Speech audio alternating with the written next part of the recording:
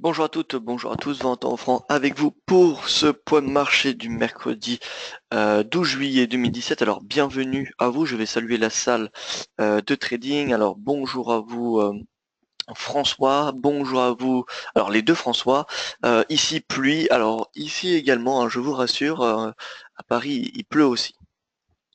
Alors, au programme aujourd'hui, l'audition de Janet Yellen et la publication du livre beige de la Fed ce soir. Nous attendons plutôt un discours au quiche. Et enfin, nous aurons les publications des résultats des banques d'investissement qui auront lieu vendredi, donc JP Morgan, Citi, Wells Fargo, pardon. Voilà, ces banques-là débuteront vendredi et ensuite le vif du sujet commencera la semaine prochaine avec les GAFA, etc., etc. D'ailleurs, le consensus stable sur une hausse des profits du S&P 500 de l'ordre de 7% sur une année glissante. Donc, ce qui est plutôt intéressant et donc ça devrait tirer le S&P vers le haut. On commence tout de suite par l'avertissement égale sur le risque. Trader le Forex et ou les CFD implique un niveau de risque élevé et ne peut être approprié car vous pouvez subir des pertes super votre dépôt. DailyFX décline toute responsabilité pour les erreurs, inexactitudes ou omissions et ne garantit pas l'exactitude ou le caractère complet des informations contenues dans cette documentation. Le petit résumé de la science américaine et asiatique. Alors le Dow Jones qui a été inchangé hier, le S&P qui retrace légèrement, Nasdaq plus 0,27%. On a une spéculation du marché et qui soutient les valeurs technologiques, spéculation d'une hausse des profits tout simplement. Le T-Note et DXY qui recule. Pendant la science asiatique, le yen, le gold s'est apprécié. Le Nikkei a reculé de 0,48 et le Hang Seng et le MSCI Asia Pacific ont avancé. À noter que le MSCI Asia Pacific a noté sa troisième séance consécutive de hausse, ce qui est plutôt un bon signal pour la région asiatique. On passe au calendrier économique. Alors aujourd'hui, quelques annonces. Déjà, nous avons le revenu moyen bonus compris au Royaume-Uni à 10h30. Nous aurons son taux de chômage, la production industrielle de la zone euro à 11h. Le discours de Janet Yellen à 16h, la décision des taux du Canada en même temps. Et enfin, à 20h, la publication du livre beige de la Fed. Voilà. Donc, le retour des statistiques économiques. Après 2 jours plutôt de baisse. D'ailleurs, les volumes, hein, je vous rappelle, du vendredi dernier, les volumes étaient 20% inférieurs à la moyenne des 20 derniers jours. Hier, enfin lundi, les volumes étaient 18% inférieurs. Aujourd'hui, enfin, pardon, la séance d'hier, c'était 15%. Donc voilà, on a des volumes qui sont depuis 2 jours qui retendent à la hausse. Le graphique du jour, la performance moyenne du S&P 500 et du VIX. Alors, je me focalise, enfin je regarde un peu plus le VIX ces derniers temps, étant donné que le VIX a tendance à progresser au mois de juillet jusqu'à octobre, et donc ça a un effet négatif sur le S&P. Je ne sais pas si vous avez lu mon dernier article sur dailyfx.fr à propos du S&P, enfin pardon, des indices de Wall Street. Je parle du VIX et je parle justement de cette corrélation qu'il y a entre le VIX et Wall Street. Et comme quoi le VIX, eh bien, dès qu'on a une hausse de la volatilité, en l'occurrence pendant l'été, c'est souvent dû à cause des faibles volumes, donc forcément faible volume, il y a plus de volatilité. Enfin, en tout cas, il y a une espèce de, il y a une liaison entre les deux. Je dis pas qu'ils sont corrélés à 100%, mais en tout cas, les volumes impactent la volatilité. Donc, hausse du VIX, le marché qui n'apprécie pas cette hausse de la volatilité et donc prend des bénéfices sur le S&P 500. Voilà. Et ensuite, vous voyez, de toute façon, vous voyez avec le graphique, hein, c'est la moyenne sur les 26 dernières années, de 1990 à 2016. Et vous pouvez voir que quand le S&P progresse, le VIX diminue. Et à l'inverse, dès que le VIX augmente, le S&P diminue. On passe au marché boursier. Alors, je regarde déjà vos questions. Est-ce qu'il y en a? Est-ce qu'il y a des marchés sur lesquels vous voulez que je regarde en particulier? Non, pas pour le moment. Alors, on commence sur l'AUD-USD. Alors l'AUD-USD, le dollar US d'une façon générale, il est beaucoup spéculé depuis ce matin, depuis cette nuit. Donc attention à la volatilité sur le dollar US. Les paires majeures seront plutôt compliquées à trader avant Janet Yellen et avant le livre beige de la Fed. Le livre beige qui, je vous le rappelle, fait un état de la situation économique du pays et donne des prévisions. Voilà. Donc ça sera quelque chose de très attendu par le marché. L'AUD-USD d'un point de vue technique, il est inscrit dans un triangle asymétrique depuis le début de l'année 2016. Il rebondit parfaitement, vous voyez sur celui-ci, sur ce point du 30 juin, alors que mes deux points que j'ai pris, c'est les deux premiers plus hauts depuis 2016. Et vous pouvez voir que si on prolonge la droite, eh bien le cours échoue sous cette ligne de tendance. Donc on a un échec, retour sur 0,76. J'ai publié un article lundi comme quoi la moyenne mobile à 20 jours pouvait être un bon niveau de support. On rebondit dessus. Surtout qu'on avait deux clusters, on avait la moyenne mobile et les 0,76 le seuil psychologique. Donc voilà, on avait un bon signal d'achat. Je pense que la UD peut se renforcer jusqu'à un retest de l'oblique haussière. Et ensuite, il faudra bien évidemment un cluster important pour casser cette ligne de tendance, cette figure chartisme qui est en place depuis 1 an et demi. L'euro-dollar, donc on fait le tour des paires majeures. L'euro-dollar, toutes les paires majeures de toute façon dépendront du dollar US aujourd'hui. On peut voir que l'euro-dollar a cassé hier son oblique baissière qui est en place depuis mi-2015 et qui vient attraper tous les points hauts. Donc c'est une oblique baissière vraiment très importante. Attention à cette clôture journalière. Selon moi, une clôture journalière n'est pas assez, importante pour prendre en compte ce signal haussier. J'attendrai personnellement une clôture hebdomadaire pour valider cette cassure. Tant qu'on n'a pas la cassure hebdomadaire, pour moi ça peut être un faux signal. On peut la réintégrer dès aujourd'hui ou demain. Surtout qu'aujourd'hui, il suffit que la Fed déçoit le marché et surprend le marché avec un ton hawkish et l'eurodoll s'enfoncera. Là pour moi on peut voir que le dollar il est acheté, il est même supérieur à l'euro, il est supérieur à l'AUD quasiment, AUD USD, enfin en tout cas il retrace. NZD USD, alors le NZD rebondit. Alors déjà on va regarder le DXY. DXY vous voyez on a, alors on va se mettre en horaire. Vous voyez on a de la spéculation depuis ce matin. On a le DXY qui est acheté, on a un momentum haussier, donc c'est vraiment la spéculation, il n'y a pas vraiment d'explication sur ce phénomène-là, donc attention à votre exposition sur le dollar US aujourd'hui. L'euro également, attention parce que comme vous le savez, l'euro et le dollar sont corrélés négativement, donc dès que le dollar est haussier, l'euro est baissier, vice versa. Donc on continue les paires majeures. USD, alors NZD, USD, pas vraiment de mouvement pour le moment. Moi, je m'abstiens à donner des signaux baissiers, tout simplement parce que le NZD, elle fait partie du top 3 des devises les plus performantes depuis le début de l'année. Et donc, NZD, je préfère l'acheter plutôt que la vendre, même si c'est du court terme. Voilà, donc 0,7236, point d'achat potentiel à 0,72. Comme vous pouvez voir, le cours a rebondi dessus hier. Alors, en plus, on a un RSI à 50, comme vous pouvez voir sur le journalier. Donc voilà, attendons Janet Yellen, attendons le livre belge de la Fed, que la rationalité, j'ai envie de dire, revienne, plutôt que de la spéculation. Et ensuite, on pourra, pourquoi pas, acheter le NZD-USD, acheter de nouveau pour viser 0,73.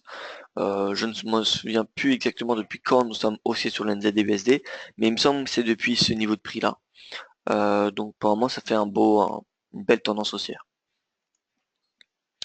L'USD yen, alors il est haussier, il continue de progresser. Alors non, pardon, excusez-moi. Le yen rebondit et donc fait pression sur l'USD yen. Le rebond du dollar US ne suffit pas. On a un pullback sur 50% de retracement de Fibonacci. Bon, écoutez, c'est pareil, le même discours pour aujourd'hui. Ça dépendra de Janet Yellen et du livre belge pour la tendance. Dans le cas où le ton est particulièrement hawkish, l'USD se renforcera et l'USD yen pourra venir chercher les 114 d'ici la fin de semaine. Dans le cas contraire, enfin 114,60 pardon. Dans le cas contraire, l'USD yen s'enfoncera et viendra chercher les 113. L'USD CAD. L'USD CAD, voilà. En fait, depuis ce matin, depuis que j'ai regardé mes graphiques, la tendance, enfin le chandelier journalier a assez bien bougé sur toutes les paires majeures. Donc là, je reprends en fait du début, toute la préparation n'a quasiment pas servi à grand chose, étant donné qu'il y a beaucoup de spéculation. Donc le USD-CAD il rebondit, le dollar US il est assez fort. On peut remarquer tout de même que c'est le yen qui a le dessus aujourd'hui. Si on regarde la UD yen, la UD yen il est baissier, c'est-à-dire quoi? C'est-à-dire que la UD sous-performe. L'USD yen, on l'a vu, il est baissier, c'est-à-dire que le yen surperforme. L'euro yen, on peut faire ça sur un tas de paires de devises, l'euro yen baissier, NZD yen baissier, le CAD yen il est baissier. Vous voyez, le CAD on a parfaitement échoué. Je me souviens lundi, on a donné un signal d'achat. Et là, comme on peut voir, on a parfaitement échoué. On n'a pas cassé cette région. Voilà, donc pour ceux qui sont à l'achat, je pense que vous pouvez annuler l'achat, enfin qu'on peut annuler l'achat, excusez-moi, et que nous nous réinsérons dans le marché beaucoup plus à un meilleur prix. Tout simplement, si le cours revient à 87, ce sera un excellent prix pour passer à l'achat. Surtout qu'aujourd'hui, on a la décision des taux de la Banque du Canada. Alors le consensus table sur une hausse des taux. Personnellement, je ne pense pas. Après, c'est de la spéculation, je n'ai pas une boule de cristal. Pourquoi je ne pense pas qu'il y aura une hausse des taux? Tout simplement parce que l'inflation corps est à 0,9%. Voilà, je ne pense pas que ce soit suffisant euh, pour procéder à une hausse des taux. La croissance est bonne, 2,3%. Le taux de chômage est autour des 6,5%, mais l'inflation corps relativement faible. Donc concrètement, je ne vois pas pourquoi, enfin, je ne vois pas pourquoi le CAD, la Banque du Canada devrait en tout cas relever ses taux. Dans le cas où elle relève ses taux, ce sera haussier pour le CAD yen, et donc ça ira chercher les 89 dans un premier temps, puis 90, 0,44. Dans le cas où il n'y a pas de hausse des taux, le CAD yen sera baissier, retour à 87. Et là, on aura pourquoi pas un signal d'achat. En tout cas, ce qui est important de voir aujourd'hui, c'est que le yen surperforme, et donc on va privilégier des achats en yen en intraday. Alors, quelle devise est la plus faible en intraday? AUD-NZD, voilà, c'est baissier, donc l'AUD sous-performe. L'euro AUD est baissier, donc l'euro sous-performe. L'euro CAD sous-performe, donc l'euro voilà, est vraiment faible. On va mettre l'euro CHF pour voir. Baissier. Donc voilà, c'est l'euro qu'on va essayer qu'on va shorter en intraday, avant, bien évidemment, le discours de Janet Yellen. Parce que, encore une fois, si Janet Yellen déçoit, l'euro s'appréciera. Si Janet Yellen surprend positivement, l'euro baissera encore plus. Voilà, donc l'euro yen, je pense que c'est la meilleure paire en intraday à shorter. Shorter pour aller jusqu'à où? Alors, en intraday, je pense que 129,84, en tout cas avant Janet Yellen, excusez-moi, 129,84, c'est le maximum qu'on peut tenir, qu'on peut viser. Voilà, il me semble peu probable honnêtement qu'on passe en dessous de 129,24, surtout que la spéculation est forte et que la tendance actuelle pourrait ne pas être la même dans 2 ou 3 heures. Comme vous pouvez voir, la tendance a particulièrement changé sur l'USD CAD. En 3 heures, la tendance a changé. Sur la UD-NZD, c'est pareil. Vous voyez, AUD-USD, NZD-USD. Ouais, la tendance, elle change depuis le milieu de la séance asiatique. Et elle pourrait changer d'ici Janet Yellen.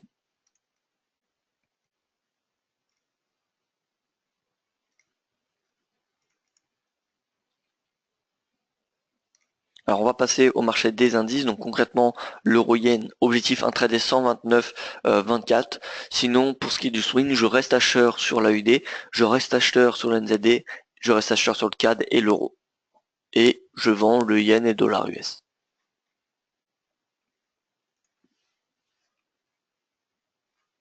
Alors une autre une autre devise que j'ai pas l'habitude de regarder, mais qu'on peut shorter, c'est le CHF. Pourquoi? Eh bien, il suffit de regarder l'USD CHF. Il était haussier depuis la fin du mois de juin.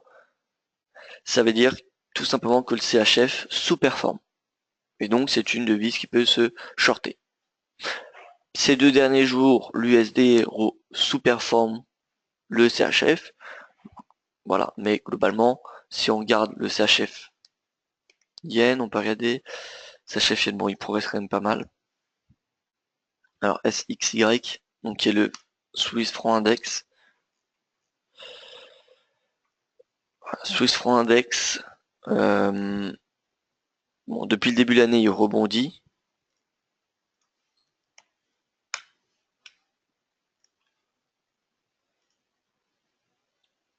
Voilà, donc en orange, nous avons le yen. Et en chandelier, nous avons le franc suisse. Vous pouvez voir que ces deux actifs sont globalement corrélés parce que c'est des devises refuge. Néanmoins, le franc suisse est corrélé à l'euro et donc, on va dire, un trait, une tendance baissière limitée par le momentum haussier de l'euro. Étant donné que le franc suisse dépend, enfin la tendance du franc suisse dépend essentiellement de la tendance de l'euro, eh bien le potentiel baissier du franc suisse est moins important que le yen. Donc, de ce point de vue-là, je pense qu'il est, en fin de compte, moins intéressant de shorter le CHF plutôt que le yen. Voilà, donc restons vendeurs sur le yen et le dollar US sur du moyen long terme. Je pense que c'est les meilleures stratégies. En tout cas, c'est ceux qui payent le plus depuis le début de l'année. Je vous rappelle que les deux devises qui sont les plus shortées depuis le début de l'année, c'est le yen, le CAD et le dollar US. Le CAD rebondit depuis un mois, donc on l'exclut de notre tendance baissière de moyen terme.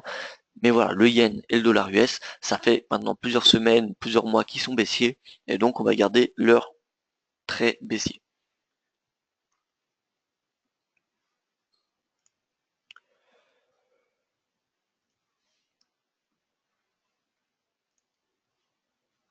Alors le CAC 40, il consolide à 5166 points. Moi, je reste fondamentalement et techniquement vendeur en dessous des 5002, tout simplement parce que on n'a pas d'argument pour payer le CAC déjà. Enfin, je parle à court terme, attention. Sur du court terme, sur l'espace de quelques jours à quelques semaines, je n'ai pas de raison de payer le CAC. On est dans une période où les investisseurs sont de moins en moins présents, étant donné qu'ils sont en vacances. Nous avons donc une prise de bénéfice, pas de flux qui tire les indices boursiers vers le haut. D'un point de vue statistique, le mois de juillet, août, septembre sont des mois où le CAC a tendance à retracer. Et enfin, d'un point de vue technique, on est dans un canal descendant. On est en bas de ce canal, donc pas de vente en bas du canal, sinon ça serait un excès de vente. En tout cas, ça serait interprété comme tel. Donc je vais attendre un retour sur les 5002. 5002, ce seuil psychologique-là, qui a été testé au début du mois de juillet et qui n'a pas été dépassé, eh bien, est un excellent niveau pour shorter le CAC. Voilà. Donc si on a un retour à 5002, ça sera la stratégie de swing trading. Stratégie pour shorter les 5100. Donc on aura 100 points à aller chercher. À terme, un retour sur les 5000 points serait intéressant pour passer à l'achat. Si vous voulez plus de renseignements là-dessus, je vous invite à télécharger les guides de trading dans la semaine. Donc les nouveaux guides de trading vont être mis à jour lundi prochain. Nouveaux guides de trading sur le CAC, le DAX, le S&P, le Nikkei, le FTSE, enfin bref, plein d'indices, l'euro, enfin tous les guides de trading qu'il y a actuellement seront mis à jour. Donc pour ceux qui ne savent pas où les trouver, vous avez simplement à aller sur le site DailyFX. Vous allez dans Recevez vos guides de trading, comme vous pouvez le voir, la page a été refaite, et vous aurez juste à cocher. Donc là, c'est les guides de trading qui sont pour le deuxième trimestre. Nous avons un tout petit peu de retard, il y aura 2 semaines de retard, mais en tout cas, les guides seront mis à jour avec les cotations du 30 juin, donc vraiment excusez-moi, vraiment du deuxième trimestre, et vous avez également des guides de trading sur les vagues d'Elliott, l'indicateur Ishimoku, etc., etc. Bref. Rendez-vous, téléchargez ces guides de trading lundi prochain, ils seront mis à jour. Concernant le sentiment, le CAC, comme vous pouvez voir, les positions acheteuses augmentent de plus en plus. Il y a un mois, on était en dessous des 33%. Dorénavant, on est au-dessus des 50%. Donc il y a une majorité de personnes positionnées à l'achat. À noter toutefois que Wall Street qui est le Dow Jones, a moins de 20% de positions acheteuses. C'est d'ailleurs l'actif qui est le plus vendu par les traders particuliers IG. Et donc, ça en fait un signal d'achat plutôt intéressant. Voilà. Après, il faudrait détailler Wall Street. Si on regarde en détail, je suis persuadé que les positions acheteuses augmentent de plus en plus et donc le signal est comment dire est biaisé. Voilà, tout simplement. Par contre, un signal d'achat intéressant, c'est le NZD-USD. C'est ça que je voulais voir avec vous.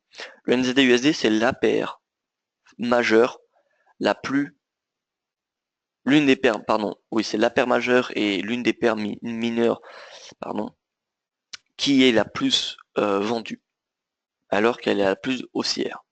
Si on regarde en détail, le NZD-USD, donc il est haussier, il y a un signal d'achat depuis le 24 mai, quand le cours était à 0,6894, donc comme vous pouvez le voir, donc on va regarder ça ensemble rapidement.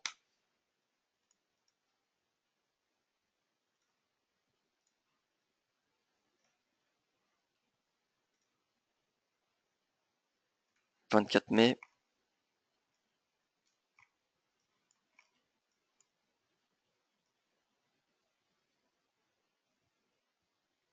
Voilà, depuis ce moment-là, le signal il est à l'achat. Et donc comme vous pouvez le constater, on a pour le moment il y a un profit de, alors le plus haut a fait 300 pips, et on est actuellement à plus 182 pips de gain, grâce au sentiment, donc c'est plutôt pas mal. Et comme vous pouvez le voir, donc il y a seulement 16,1% de traders qui sont positionnés à l'achat sur le NZD-USD parmi 200 000 clients, hein, je vous le rappelle. Et enfin, nous avons donc le nombre de traders longs qui a baissé par rapport à la semaine dernière de 2,3%. Et le nombre de positions vendeuses qui a également diminué. Donc attention, le NZD-USD, signal de vente, signal d'achat, mais le signal, comment dire, s'affaiblit. Sinon, le deuxième signal que je voulais partager avec vous, c'est l'USD-CHF, qui est la paire la plus achetée par les traders particuliers. Et donc l'USD-CHF, le signal de vente a été donné le 21 avril. Donc si on regarde l'USD-CHF, 21 avril, à ce moment-là, et comme vous pouvez le voir, donc il y a plus de 326 pips de gain. Alors il faut être patient hein, sur le sentiment, je vous l'accorde, c'est des stratégies de moyen terme, mais vous pouvez voir que ça quand même est quand même plutôt efficace. Et donc seulement, enfin il y a 77% de positions acheteuses, donc seulement 23% de positions vendeuses, et il y a un nombre de positions vendeuses qui a augmenté de 36% par rapport à la semaine dernière. Donc ce qui est juste énorme. Donc le signal, comment dire, baissier est renforcé. Et donc l'objectif de l'USD-CHF, on peut d'ores et déjà le dire, hein, c'est retour à 0,9584. Voilà. D'ailleurs, on va le noter. Je fais jamais je prends pas en compte dans mes points de marché les nouveaux signaux du sentiment. C'est-à-dire que quand il y a un nouveau signal, je ne donne pas, tout simplement parce qu'il est donné dans DailyFX+. Donc je préfère laisser le DailyFX Plus le signaler. Mais voilà, on peut donner un signal de vente à ce niveau de prix pour viser le précédent plus bas. Voilà, tout simplement. Voilà, donc signal de vente pour shorter, pour viser les 0,9558. Alors je regarde les questions, s'il y en a bien sûr. Alors non, pas de questions, je continue. On continue, excusez-moi sur les indices, je me suis un petit peu écarté. Donc le CAC globalement cette journée je suis plutôt neutre. Il y a pas mal de spéculations, le Nikkei qui a reculé, le MSCI Pacifique qui a augmenté. On a en science américaine le Dow Jones qui est stable, le Nasdaq en progression, le S&P qui se replie. Bref, il n'y a pas vraiment de tendance sur les indices boursiers mondiaux et donc à mon avis le CAC et le DAX devraient être la même aujourd'hui. Donc voilà, DAX, à noter que le scénario d'hier, short à 12 541, a été bon, il a été touché, quasiment touché à un point près. Donc bon, en tout cas ceux qui ont shorté les 12 540 et pour viser les 12 390, la position devrait toujours être en place. Et voilà, faudra être patient. Mais si on a un deuxième test des 12141, l'objectif sera le même, retour à 12390. L'Eurostock se stabilise, 3480. C'est pareil, hier on avait un objectif, un scénario de vente à 3500. Il n'a pas été atteint, mais si on a un test aujourd'hui ou dans la semaine, eh bien 3500 sera un niveau de prix que je tenterai de vendre, tout simplement. On passe donc sur le pétrole qui rebondit depuis la séance américaine en raison de restockage de pétrole en API. Alors, il me semble. Attendez, excusez-moi. Alors, mardi.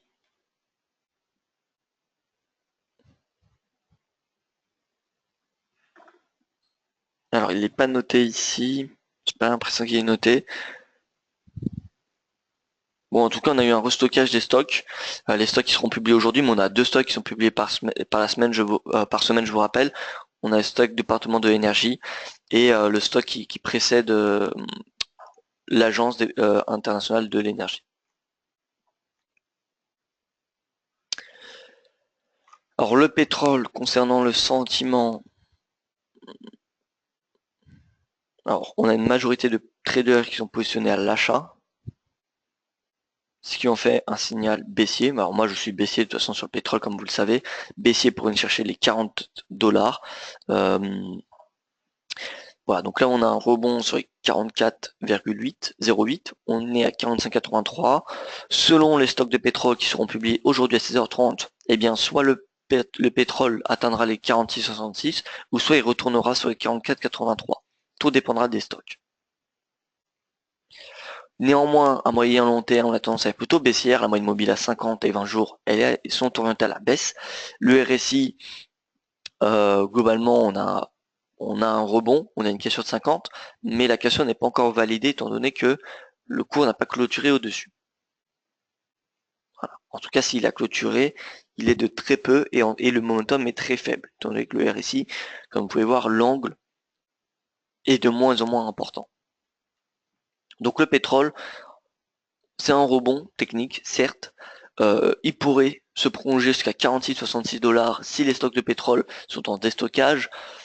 Néanmoins, la tendance reste de moyen long terme reste baissière, étant donné qu'on a le pétrole de schiste américain qui inonde le marché, qui fait augmenter l'offre, la demande reste constante, et donc mécaniquement ça fait baisser les prix. Si on a un restockage, ça accentuera cette baisse, et pour viser déjà les 44 $, ça sera le premier objectif, et ensuite les 40. Le gold rebondit également sur les 50% de retracement de Fibonacci. Donc comme vous pouvez le constater, les retracements de Fibonacci sont plutôt fiables. Donc là on a un rebond. Je pense que ça pourrait aller jusqu'à 1229. Rebond de Longzor, les indices boursiers qui sont dispersés. Il n'y a pas vraiment de tendance comme on l'a vu. Le yen qui progresse aujourd'hui. Voilà, c'est une journée d'aversion pour le risque, tout simplement. Donc le gold devrait progresser en intraday. Progresser pour aller chercher quel objectif? Alors, eh bien écoutez, déjà alors mon objectif c'est bien évidemment avant le livre belge de la Fed et avant Janet Yellen, pourquoi pas un retour sur le précédent sommet à 1220. Voilà, on peut venir, objectif aussi jusqu'à 1220 en intraday.